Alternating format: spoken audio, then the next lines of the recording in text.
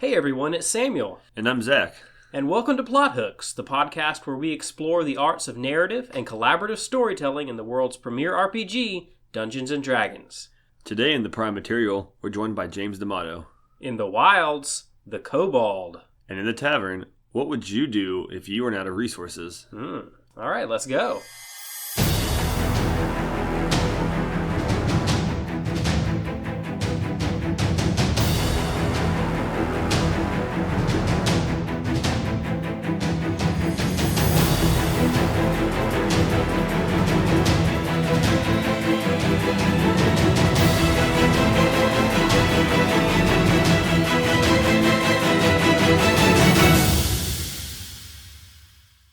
So how's it going today, Zach? It's going great. I'm excited to be here. How's it going? Yeah. This is the first time that our team member Zach is here on the podcast. And he'll be here next week, too, filling in for Matt. Today, in the Prime Material, we're going to be playing a conversation that I actually had with James D'Amato. Unfortunately, Matt was under the weather at the time of that recording, so you won't hear his sultry tones alongside James and I, but hopefully you all enjoy that discussion. Obviously, if you're familiar with his work, he's very passionate about storytelling in RPGs, has a lot of good insights into the collaborative storytelling process, which we have as the basis of our podcast here. He's the founder of the One Shot Podcast Network and has authored a couple of books about role-playing. Before we get into that conversation, remember to follow us on all our social media. You'll find us on Twitter, on Facebook, Instagram. You can subscribe to us on YouTube if you'd like to catch the podcast that way. And remember, of course, we have a standing giveaway where when we reach 250 followers on Twitter, we're giving away a D&D 5th edition sourcebook to a lucky follower. Finally, it'd be awesome if you support us on Patreon. If you missed the announcement this past week, we are going to be releasing, starting sometime in March, probably in the middle of the month, we're going to be rolling out some information for our homebrew world of Carrick. Hopefully this will be enjoyable for you guys and will spark a few ideas for you dungeon masters out there. So supporting us over at Patreon now has another good perk, and your support would be really appreciated. It helps us make this podcast even better for you. But yeah, without further ado, what do you say we hop into our conversation with James D'Amato? Absolutely. I can't wait to hear it.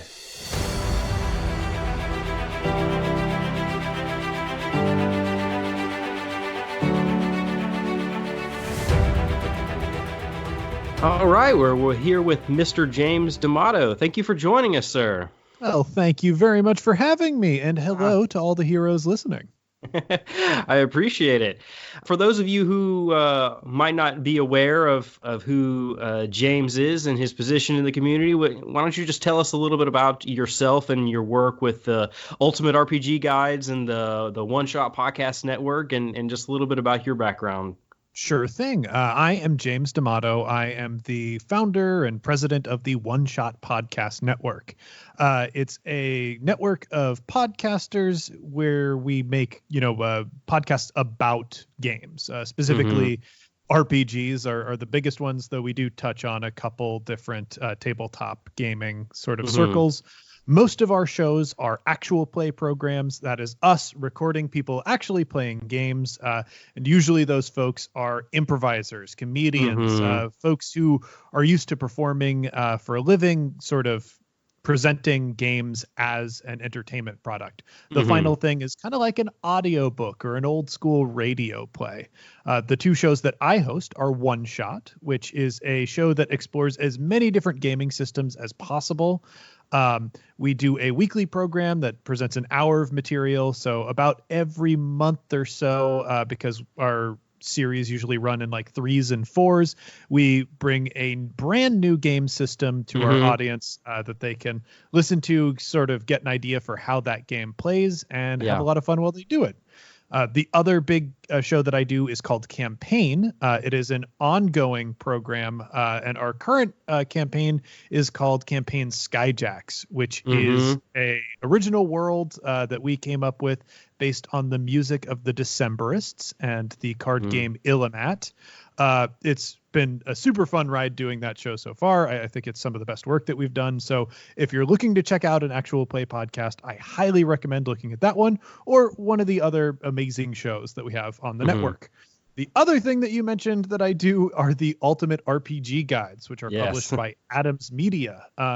I first published the Ultimate Character Backstory Guide and followed it up with the Ultimate RPG Gameplay Guide. The Backstory Guide is prompts and activities to help you sort of generate new ideas for characters. If you're creating a character new or trying to add depth to an existing character, it's just a bunch of different exercises to help bend your brain around those concepts and maybe help you come up with new ideas. It's a little bit more robust than like a normal rolling a random table to get character elements. And the Ultimate RPG Gameplay Guide is sort of my theoretical approach to storytelling in role-playing games. I try to break down my experiences as an improviser, basically my experience for the last almost 7 years being a professional game master, and how I sort of approach games, and hopefully that either, opens you up to a bunch of my insights, or you'll read it and go, well, I disagree with that. And you sort of solidify ideas of your own. Yeah, and that's one of the things we always say on this podcast is whenever we have discussions, whether it be me and Matt or me and any of the other guests that we have on, we're not presenting hard and fast rules. We're presenting ideas to spark your own thoughts and your own conversations to figure out how you can tell the best story that you can. Exactly. It's storytelling. It's an art form. At the end of the day, it's subjective. But I have found that when I play with different game masters and experience how they run the game, it clarifies for me what I want out of an RPG. And, I'd say I built my style out of bits and pieces of my favorite people that I've played with over the years. Yeah. And you're obviously very heavily involved in the role-playing game world. Just your credentials evidence that. But what is it about the role-playing medium which is so attractive for you as far as telling stories? So for me, role-playing is really my favorite form of creative expression. And I think part of that is it has the fewest barriers of entry to it. You just say something happens and it happens. If you want to make a film, you have to plan out a location. You have to coordinate, outfits and actors and scripts and cameras and all this equipment. It takes so long to bring a vision like that to life. If you want to do a play, it's slightly less.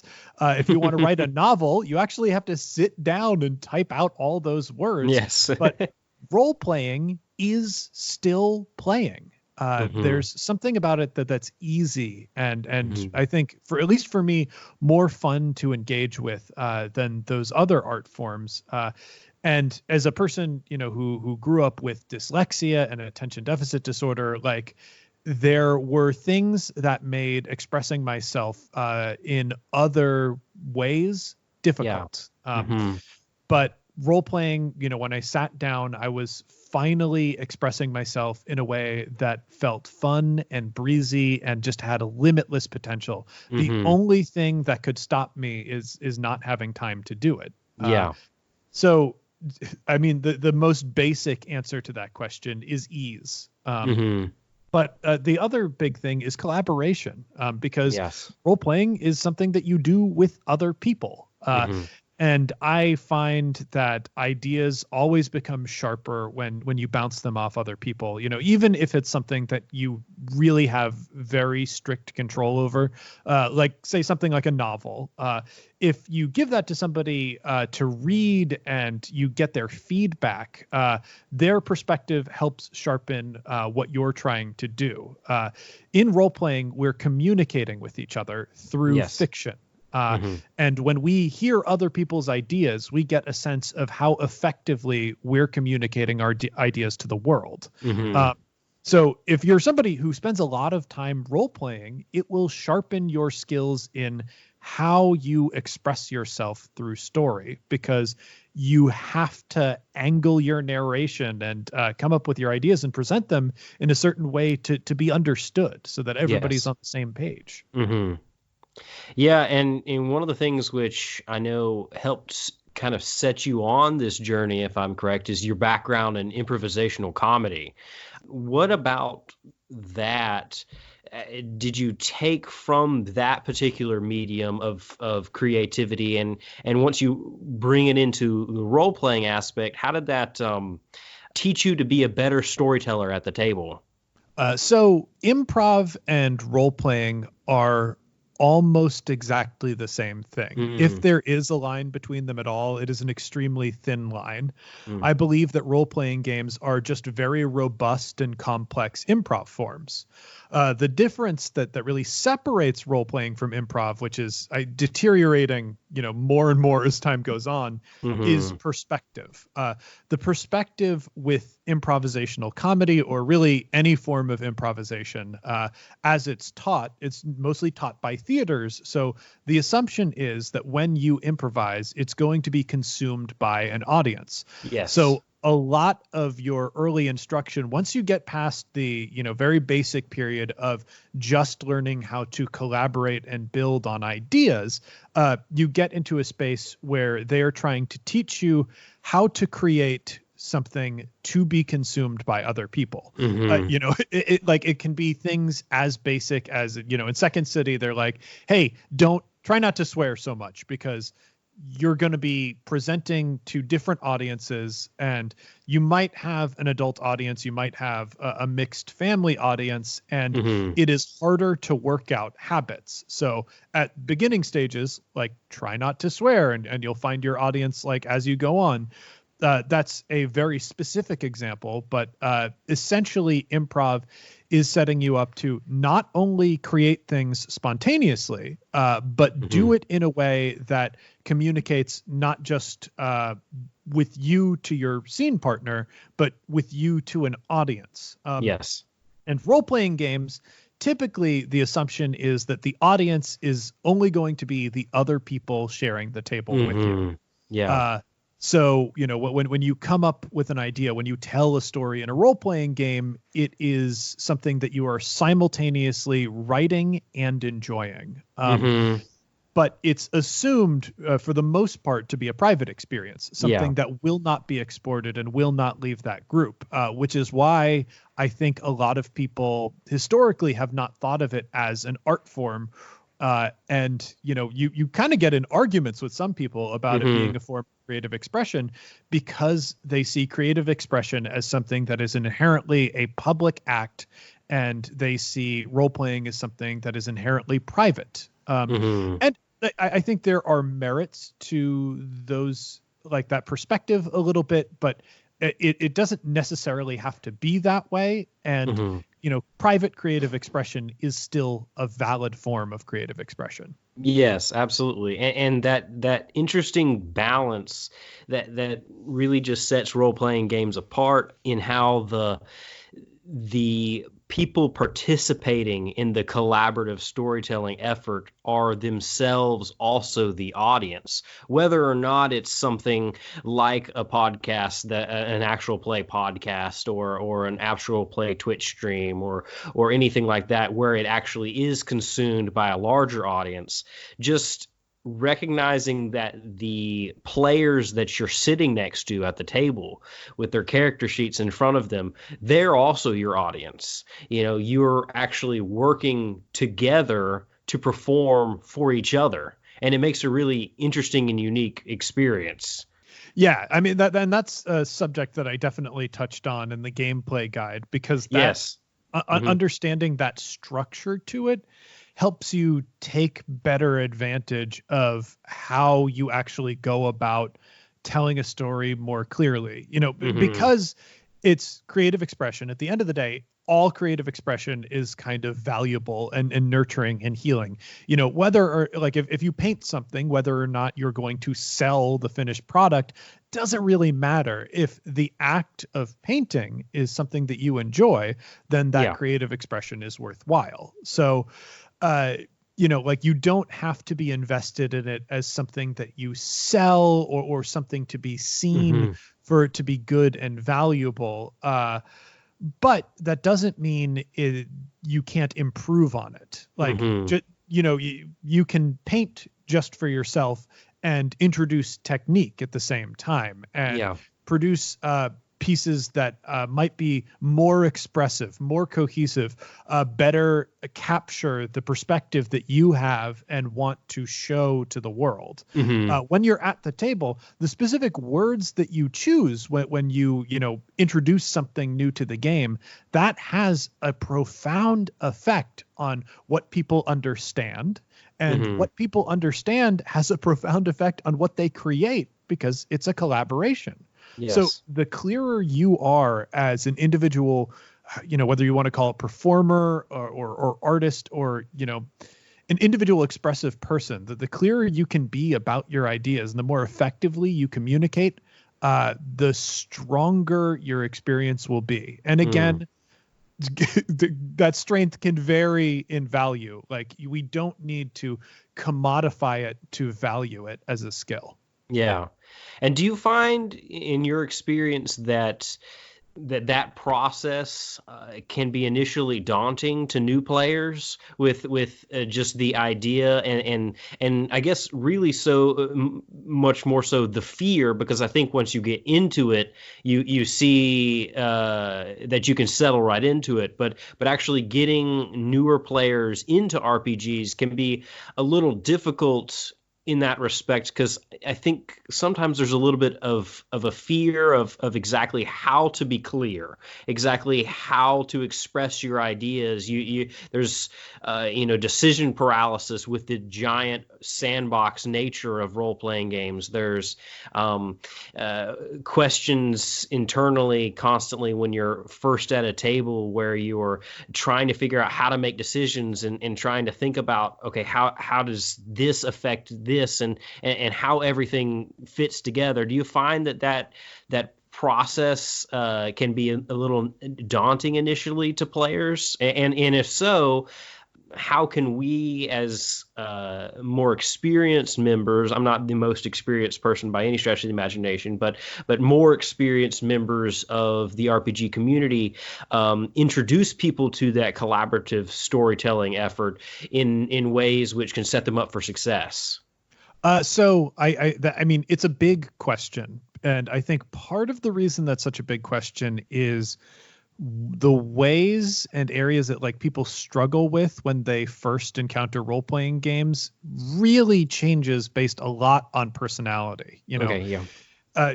What you brought up, decision paralysis. Decision paralysis is, I mean, I have a lovely friend who is an author, and every time I play a game with him, he will get caught between two very good ideas. He'll have two great ideas that he'll put to the table, like, well, I was thinking we could do this thing, or we could also try this.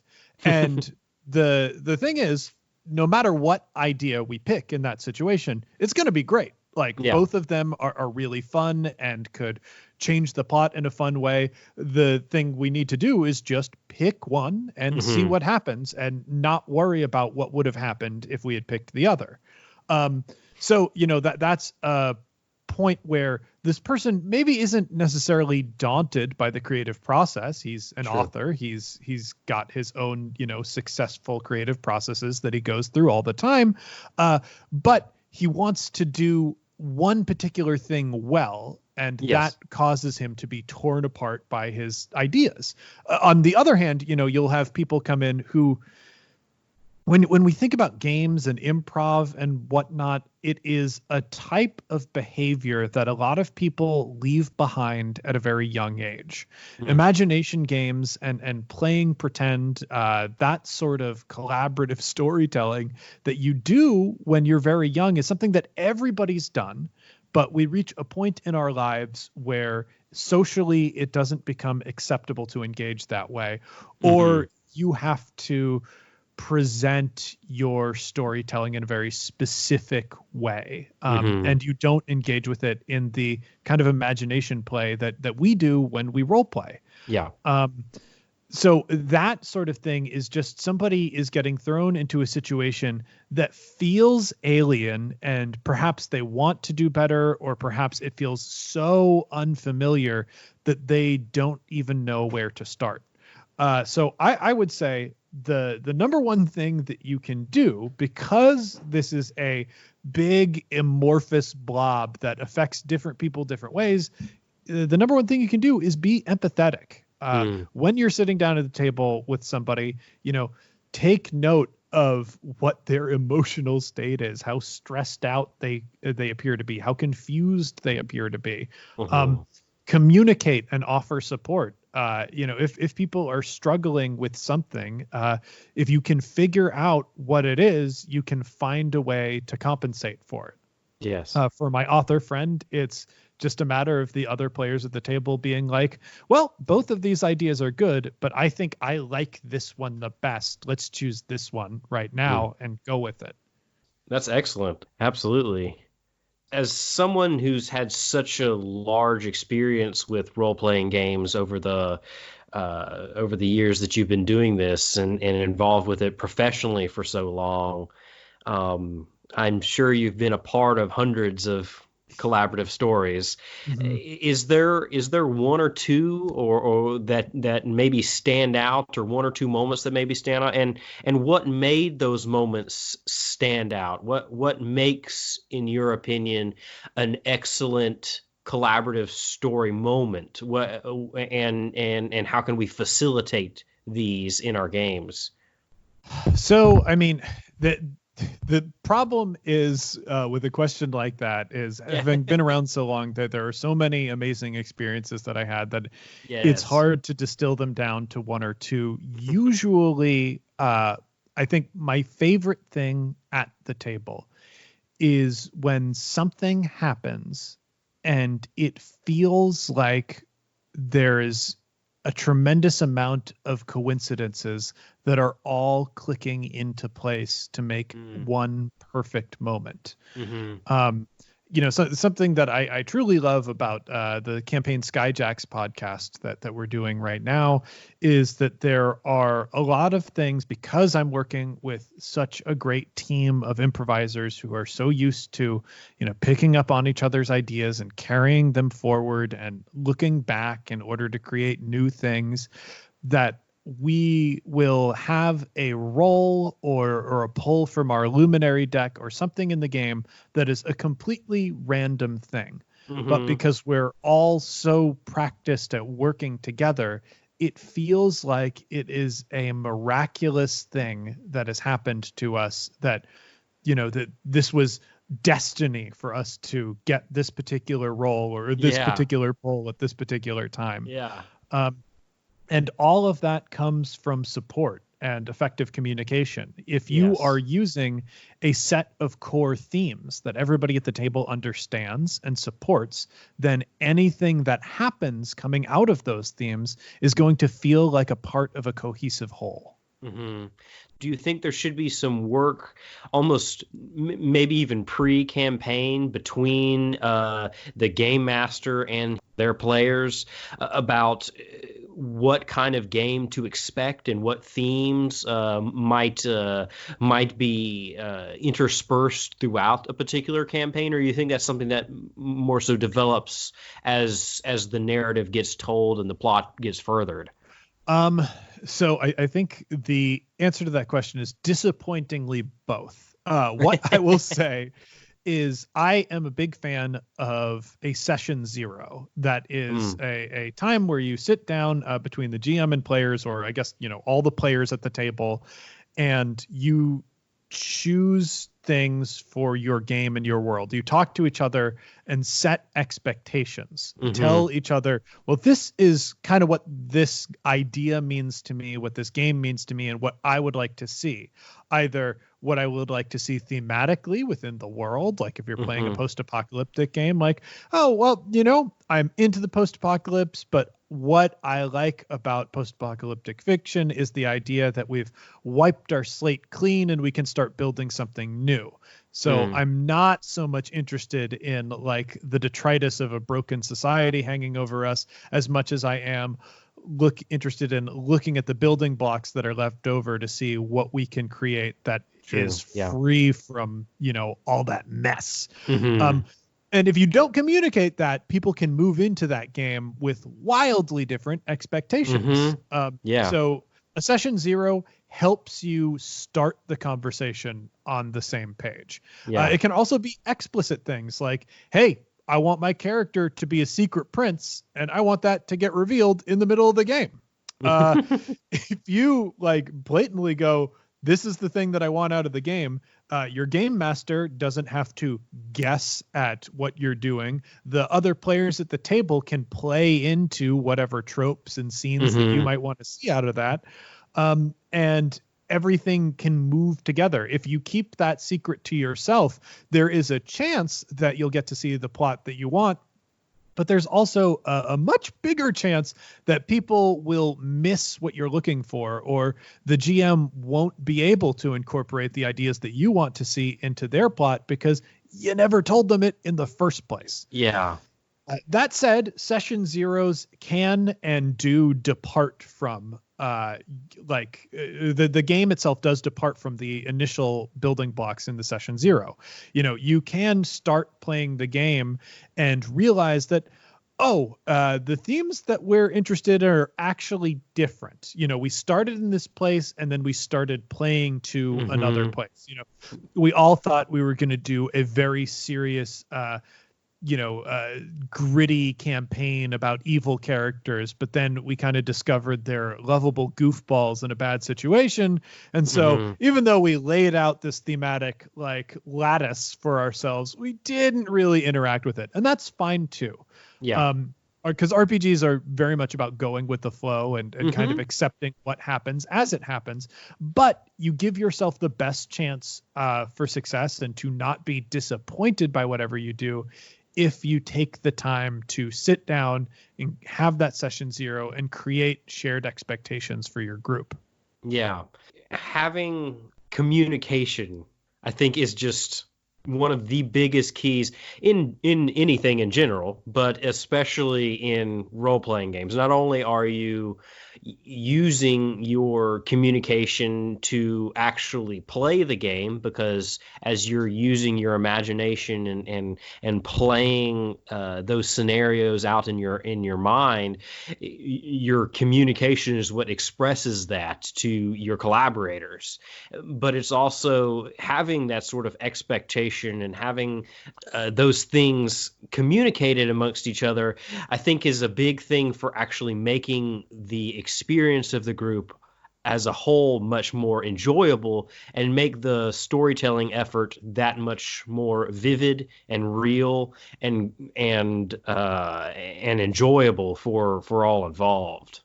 Yeah, and that's something that I've pointed out in the gameplay guide as well, is that role playing and really all forms of creative expression, kind of when you get down to it, are forms of communication. It's all about communicating. If you watch a movie and by the end of it you feel confused and frustrated with the plot, that's a sign that movie is not communicating with you particularly effectively. And it's the same thing if you have a dissatisfying role-playing experience, either because people weren't doing what you wanted to happen or because you were just not having fun with what's happening at the table. A lot of that is built around how effectively are you communicating your ideas? How effectively are you being open to receiving other people's ideas and incorporating them into the experience. So when we talk about sharpening our skills as role players, what we're really kind of driving at is how are we communicating and how can we communicate with each other more effectively? Yeah, and if we've mentioned the book multiple times, but the Ultimate RPG Backstory Guide and the Ultimate RPG Gameplay Guide, both excellent resources as far as just looking at this art form, and one more so helping you with the creation process and the creative process, and one helping you with the process as a whole, and actually performing the collaborative storytelling. They're both excellent books, which I highly recommend to everybody out there listening. It'll really make your role playing a lot more deep and a lot more nuanced and a lot more effectual, I think, and make your experience a lot much better. And one of the things that you really do in the backstory guide is there's so much inspiration there, and I think there's recognition. Basically, any role-playing game gives you all those tables that you mentioned, like with your backgrounds. Okay, you can roll on this table and get different prompts or different ideas for what might have motivated your character to get in this certain way, and that could be hard to come up with. But as someone who's done role-playing games for so long and even written books on this subject, where do you find new places for inspiration and new ideas for your storytelling? Because it can, the old tired tropes. You can't always be that secret prince in every single campaign. It'll be a little redundant after a while. I think we've all built Aragorn at some point in time, but we can't always build Aragorn. So, I mean, in terms of drawing inspiration, it really comes from engaging with media that you enjoy, or I say media, but it doesn't always need to be fictional media. That can be studying history or science. It's about bringing the things that you like into the game, because ultimately the stuff that you enjoy is the stuff that kind of makes up your personality. Whatever intrigues you, if you find a way to bring it into the game, you are then creating a piece of art that reflects part of yourself, which, it's all about that communication. When I create a character who is a superhero that has a secret identity and is in love with someone, and that secret identity butts heads with that relationship, I am telling you, hey, I really love Spider-Man. I just love Spider-Man, the character, so much. Here is one of the very specifically distilled things that I love about that character. That is me communicating that love to you through storytelling, through fiction. So really, anytime you engage with something that you enjoy, you are giving yourself more fuel to use for your creative fires when you go to the role-playing table. Now, kind of the mechanical thing that sort of enters the book, the reason I structured the backstory guide the way I did is I think different people respond to different stimuli in terms of generating creativity and how it aids them. One thing that I truly love I think it's the Player's Handbook and not the Dungeon Master's Guide. I think there is a trinkets table under the equipment section, and it has a bunch of weird stuff on it. It'll have a glass bottle full of toenail clippings. And you can roll one of those things randomly for your character, and that can be a foundational thing. It's like, well, what kind of person would have this? Who would have this? A person with a jar full of toenail clippings could be like a real weirdo, or those toenail clippings are like, well, I am a wizard, and these are toenail clippings from a very specific animal, and they have a specific magical purpose. Or, I am a rogue and I am a compulsive thief and I stole this, even though it's completely useless and kind of gross. And some people thrive in that environment where you give them something random, something completely out there, and they can use that to create something new, to try and explain the unexplainable elements of it. That helps them prompt their story. But and that is how a lot of idea generating guides that are out there choose to go about that process. For me, I know that I work with plenty of people who aren't as comfortable doing that sort of thing. So what I did with the gameplay guide is try to get at similar creative exercises from a different angle. So for instance, we have the 5 things that you have in your adventuring pack but shouldn't, where we define your character by the useless things they carry around with them, but they don't really need to.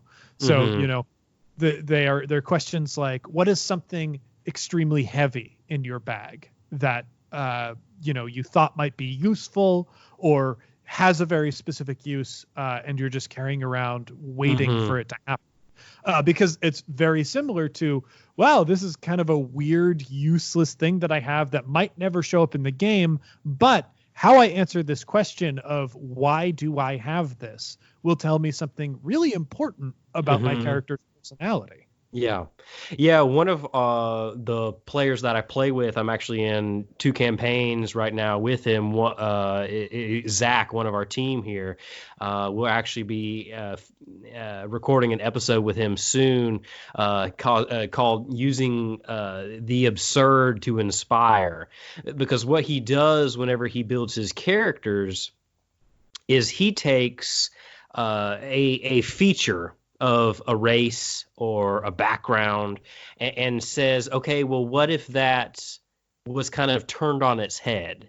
For instance, in one campaign where I'm DMing for him, he is playing a dark elf, and he started the character concept with, what if this dark elf was obsessed with light?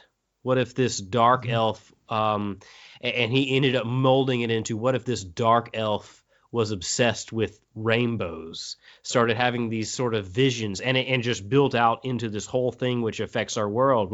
He has another character in one where I'm a character alongside of him, where he took the folk hero background and built his character around the idea of, well, what if I'm a folk hero and I hate it? And what if I hate all the attention that I receive? And I like that idea of using that sort of creativity where you take something to normal and just kind of take a very abnormal look at it. You know, so it's not even an abnormal thing like a jar of toenails. It's a very normal thing, but how is this completely backwards? And then just trying to go through that thought exercise and figure out if there's any interesting storytelling opportunities from that. And a big part of that process that you kind of laid out is your friend is going through the process of drilling down on these specific character traits and game mechanics and whatnot. But the essential question that he's asking himself in all of them is, how is this thing important to this character? Yes. In both circumstances that you sort of laid out, his character had a strong emotion related to that game mechanic. And, you know, all role-playing games are just kind of flat, flavorless game mechanics until you invest creativity in them and make them part of a vibrant story.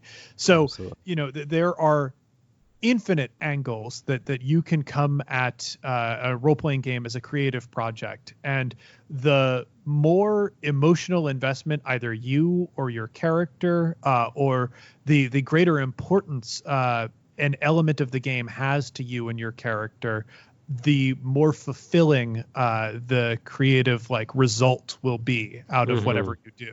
Yeah, that's awesome. Well, I think that just about wraps up the amount of time that we have. If you wanted to shout out where people can find you online and the different projects you work on. Absolutely. So if you'd like to find my shows, you can head to oneshotpodcast.com or search your favorite podcast app for One Shot, Campaign, or James D'Amato. If you'd like to buy my books, you can find them wherever books are sold. You can head to bit.ly/ultimate gameplay or bit.ly/ultimate backstory to find, either of my books or just search for me in the Amazon store. They're all there.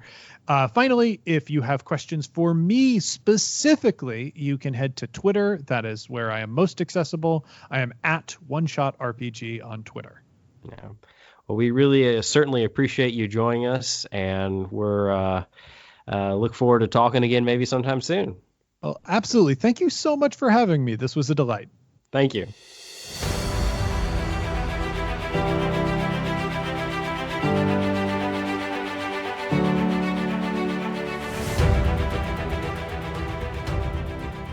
Awesome. That was an awesome interview. Absolutely. Man, James is a much cooler guest star than I am, but that's okay. That's all right. Well, the listeners will get a full week of you next time whenever you fill in, and a couple hints were dropped there during the interview about some of the things we're going to be talking about with you next week. But yeah, appreciate James stopping by, and of course, as we mentioned there at the end, please do support his books, support his content. He's an awesome and creative guy in this role-playing space, and we look forward to seeing what he keeps doing with the One Shot Podcast Network, and we certainly appreciate him stopping by, and we will hopefully talk to him again soon. Absolutely. Without further ado, let's head over to the wilds. What you say? I'm excited. Let's go.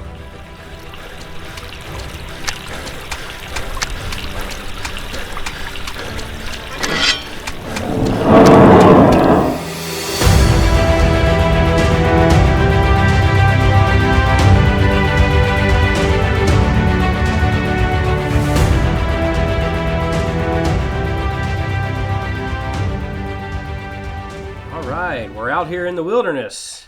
Today, the kobold. I asked James what creature he would like us to cover as we did the wild segment in his episode. And of course, if you know anything about his work, you know how much he loves kobolds. So we're going to cover them a little bit today. Now, there's quite a lot of information about kobolds out there. They have, of course, a section in the Monster Manual on page 195. And they're also found with an extensive lore dump in Volo's Guide to Monsters, which is on pages 62 and following of that volume. But they're a really interesting creature that has a lot of variety of uses. We so often see them utilized as just the nutty, crazy comic relief character, but there's so much more depth to them than that. In fact, the introduction in Volo's Guides to Monsters actually addresses this with a blurb right at the beginning of their lore. Kobolds are often dismissed as cowardly, foolish, and weak, but these little reptilian creatures actually have a strong social structure that stresses devotion to the tribe. They're clever with their hands and viciously work together to overcome any physical limitations. It's really interesting that this monster that at its most basic form is a 1/8 challenge rating can actually become an actually challenging encounter for a party, but there is ways to do that. They're not just comic relief characters. There's actually a lot of depth and intrigue to their extensive lore and the way that they work as a unit. Absolutely. Just looking at their stats, I mean, they're not great with their dexterity being the only really decent one, but in large groups, they can become very deadly, even if you're a higher level, depending on how the DM utilizes these. Yeah, and there's a couple of interesting aspects about them which make this possible. One is that they're pretty good at setting traps. They're great dungeon monsters because they're natural tunnelers. They're always found underground in that way. And they set a lot of traps and do a lot of things to prevent other creatures from being in the spaces that they occupy. One of the ones that it points out specifically is that they'll construct their tunnels and different spots that they frequent in such a way that they can get through it easily, but a regular humanoid cannot get through there very easily. And so they can create some situations and some scenarios which can either separate a party or do a large amount of damage simply with a trap or something like that, without actually ever having to encounter just a kobold by its lonesome that can be killed in one shot by basically any member of your party. Absolutely. I mean, whether they're just springing traps on you, which is, anything from boulders. Green slime is another one that they use. Or even just, putting like little tiny like holes in walls and just like sticking crossbows and shooting you through them. And that's just how a large group can use their limited but still not bad intelligence to just overwhelm even high-level parties. Yeah, absolutely. They also have this really interesting lore about their lost god. Kurtulmok is the deity that they all worship, and he's a lesser god. And they have a little bit of a lore about them that the gnomish deity, Garl Glittergold, actually tricked Kurtulmok and trapped him. And a lot of what they do as a species is designed to help free this deity that they think is locked somewhere in a maze somewhere. A lot of what they do is designed on trying to free this deity. And because of the entity that put them in there, they also have a really deep-seated hatred for gnomes. And both of those little lore tidbits, I think, make for really interesting ways of using them. I've never actually seen them used where the party actually comes across like a war between the gnomes and kobolds. But having that there is a really interesting way that it informs these particular monsters' choices, and it can create for some interesting storytelling opportunities. Yeah, absolutely. I've never actually seen them used that way either. Every single time I've ever faced kobolds in any previous or current campaign I've been a part of, they've just been, low-level minions to sit there and destroy, so you can gain some experience and start fighting higher-level things. Yeah, and they are actually, despite the fact that they're low levels, you can actually get some good loot for them because they are so adept at scavenging their surroundings and creating different weapons and taking little things that are trash to some but treasure to them. And while doing so, they can also find and come across some magical items or powerful things that they might not understand the use or purpose of. But your party will have the opportunity to actually get maybe some good loot from these guys just from perhaps a nearby ruin or something that they've excavated. I think you also have an opportunity to use them with this in mind because they aren't naturally aggressive in terms of like they don't normally go out and start attacking towns or something like that. They will obviously war with each other. There's obviously a lot of hatred and animosity towards the gnomes, but they won't just go out of their way to attack a city out of nowhere for no reason. But one reason they would is if there's something that is actually pertinent to their deity, which they can acquire by doing this certain goal. That can be an interesting little hook and little twist that the party has to figure out if all of a sudden they're in a town and kobolds start attacking. Maybe the kobolds, which have always lived underneath the town and have never bothered them, are now all of a sudden coming up and starting to cause havoc. And that can be an interesting narrative hook.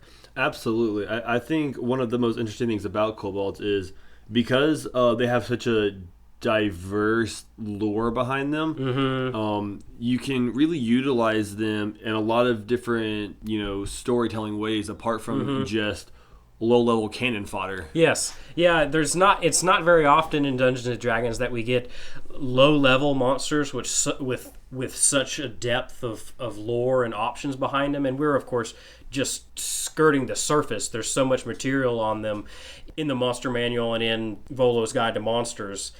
There is just lots of lore that you can just take a little tidbit of and move in a certain direction.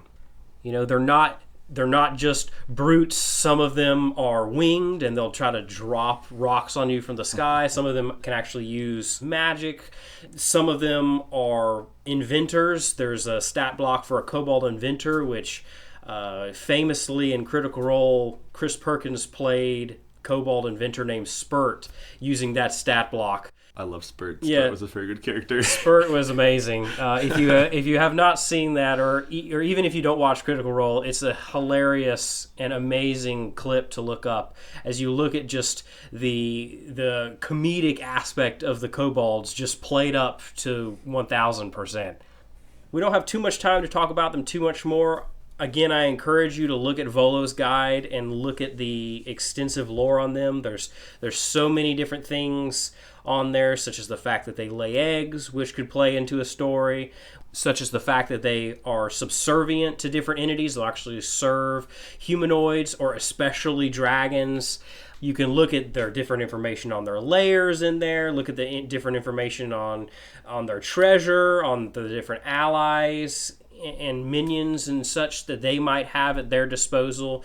Lots of great information there and lots of depth there where they don't have to just be a comic relief monster. I think they were great as a comic relief monster and should be played to a certain extent with that, but there's so much more depth to them there that's ripe opportunity to explore for storytelling. But with that out of the way, I think we're ready to leave the wilderness and head over to the friendly confines of the tavern. All right, let's go.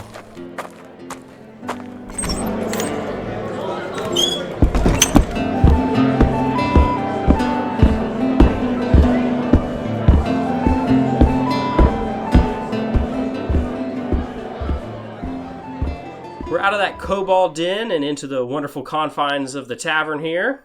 Nice and bustling here. First time here. I'm enjoying the tavern. Well, what's the plot hook that we're going to be looking at today? Today, we're going to be looking at what would you do if you ran out of resources? As we mentioned in the interview with James, one of the podcasts that he has been involved in was the Campaign podcast, which was a story based in the Star Wars RPG system. James plays the character Becca in that story. But one of the interesting things really early on that the party had to deal with in that story was in the very first episode of the show, they had to deal with the fact that they started the adventure with their ship being very low on fuel. And that idea of the party or an individual being really low on a particular needed resource is an area that's ripe for storytelling. It requires decisions to be made quickly, or it adds tension to different narratives. And there's lots of different resources that could be constricted in order to create these storytelling opportunities. One, of course, is just food and water.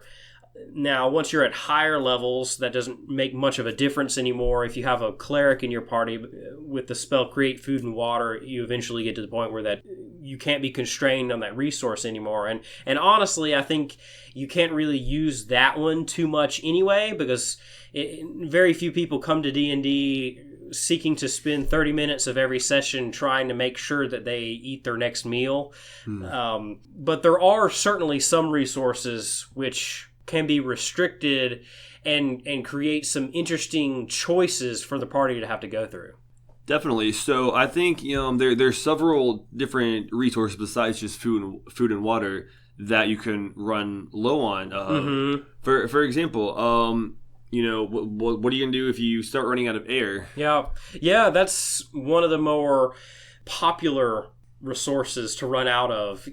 Any sort of underwater adventure where the party has to think on their feet, perhaps some of them have the water breathing spell or maybe that innate ability, but maybe not. Maybe they have to figure out a way to complete something while under the water breathing spell, but they are going to run out of spell spots to keep casting it, and because it's going to be an extended stay underwater. You could even have a trap where they are in some sort of place that begins filling with water, and there's a limited amount of time that they have access to that resource. And again, it forces decisions to be made quickly.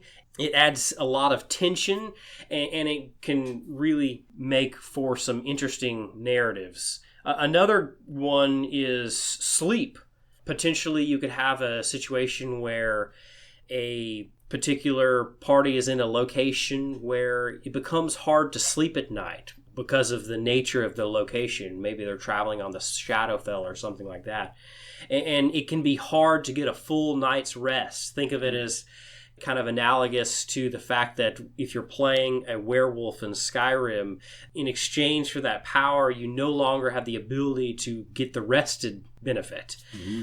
And so perhaps they have to figure out how to get out of this place or how to accomplish their tasks while in the midst of having this obstacle, because otherwise they're going to keep racking up different points of exhaustion after another. And that could be a really interesting resource to constrict as well. Yeah, absolutely. Even if it's even if you're not in a place like the Shadowfell, you could just be your party is just camping somewhere, and maybe there's kobolds who just keep ambushing you at different parts of the night, so you're not able to get that full 8 hours of rest to regain your spell slots. And then at that point, you're in a position where, okay, one of our spellcasters are out of spell slots.